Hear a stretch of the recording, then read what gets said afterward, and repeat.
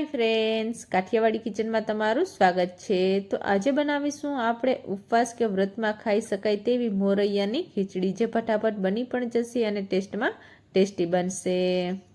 ફરારી ખીચડીને કુકરમાં બનાવશું। કુકરમાં ખીચડી ફટાફટ બની પણ જશે। તો ફરારી ખીચડી બનાવવા માટે સૌપ્રથમ ઇન્ગ્રીડિયન્ટ્સ જોઈ લઈશું। તો ઇન્ગ્રીડિયન્ટ્સમાં આપણે 1 વાટકી મોરૈયો લઈશું।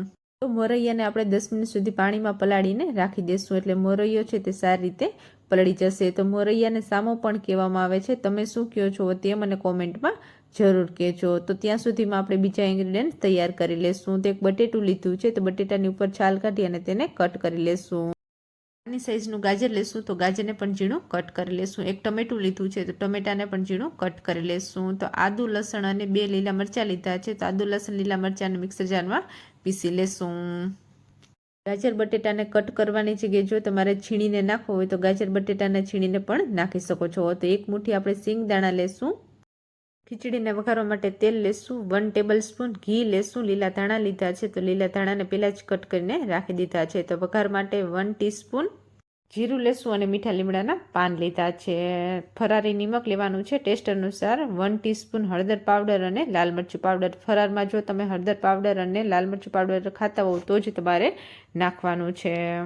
તો બધા ઇન્ગ્રેડિયન્ટ્સ તૈયાર છે, થોડી વાર માટે સાઈડમાં રાખી દઈશું। તો ખીચડી બનાવવા માટે ગેસ ચાલુ કરશું, એક કુકર મૂકશું અને કુકરમાં જે તેલ રાખ્યું હતું તે તેલ નાખશું અને તેલને ગરમ થવા દેશું। તેલ સારી રીતે ગરમ થઈ જાય પછી જે ઘી રાખ્યું હતું તે ઘી નાખશું। ખીચડીમાં ઘી નાખશું તો ટેસ્ટ છે તે બહુ સારો લાગશે।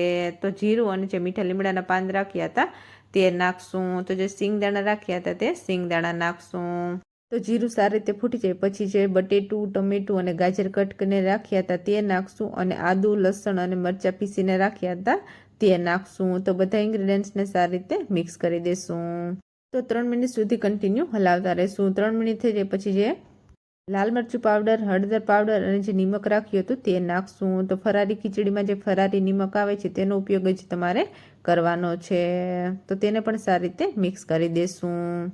તો જે વેજીટેબલ નાખ્યા છે તે વેજીટેબલને 5 મિનિટ સુધી સાતળી લેશું। તો 5 મિનિટ થઈ જાય પછી આપણે 1.5 ગ્લાસ પાણી નાખશું। પાણી નાખી અને પાણીને પણ સારી રીતે મિક્સ કરી દઈશું અને પાણીને થોડું ગરમ થવા દઈશું। પાણી સારી રીતે ગરમ થઈ જાય પછી જે સામો રાખ્યો હતો ધોઈને તે સામો નાખશું। સામો નાખી અને સામાને સારી રીતે મિક્સ કરી દઈશું। સારી રીતે મિક્સ થઈ જાય અને પાણીને થોડું ગરમ થવા દઈશું। પાણી સારી રીતે ગરમ થઈ જાય તો કુકરને બંધ કરી અને 3 વિસલ થવા દઈશું। 3 વિસલમાં સામો છે તે સારી રીતે કૂક થઈ જશે। 3 વિસલ થઈ ગઈ છે, ગેસને બંધ કરી દઈશું। ગેસ બંધ કરી અને કુકરમાંથી પ્રેશર કાઢી અને કુકર ખોલી અને જોઈ લેશું। તો જે લીલા ધાણા કટ કરીને રાખ્યા હતા તે લીલા ધાણા નાખશું। લીલા ધાણા નાખી અને લીલા ધાણાને પણ સારી રીતે મિક્સ કરી દઈશું। તો તૈયાર છે ગરમા ગરમ મોરૈયાની ખીચડી। આ ખીચડીને તમે દહીં કે પછી ઘી સાથે ખાશો તો ટેસ્ટમાં ખીચડી છે તે ટેસ્ટી લાગશે। અને મોરૈયાની ખીચડી બનાવો છો ત્યારે તમારે ખાસ ધ્યાન રાખવાનું છે કે લાલ મરચું પાવડર અને હળદર પાવડર તમે ફરારમાં ખાતા હોય તો જ તમારે તેનો ઉપયોગ કરવાનો છે। મોરૈયાની ખીચડીને તમે પ્રેશર કુકરમાં બનાવશો તો ખીચડી ફટાફટ બની પણ જશે અને ટેસ્ટમાં ટેસ્ટી બનશે। અને જો તમે આ રીતે ખીચડી ટ્રાય કરી હોય અને તમારી ફરારી ખીચડી ટેસ્ટમાં કેવી બની હતી તે મને કોમેન્ટમાં જરૂર કહેજો। કોમેન્ટ કરવાનું ભૂલતા નહીં। તો જો તમને રેસીપી સારી લાગી હોય, ચેનલમાં નવા હો અને ચેનલને સબસ્ક્રાઈબ ના કરી હોય તો ચેનલને લાઇક કરજો, શેર કરજો, કોમેન્ટ કરજો। આવી જ નવી રેસીપી જોવા માટે ચેનલને સબસ્ક્રાઈબ કરજો। સબસ્ક્રાઈબ કરવાનું ભૂલતા નહીં અને રેસીપીને ફ્રેન્ડ સાથે શેર કરતા રહેજો। Thank you. મળીએ આપણે નેક્સ્ટ રેસીપી સાથે।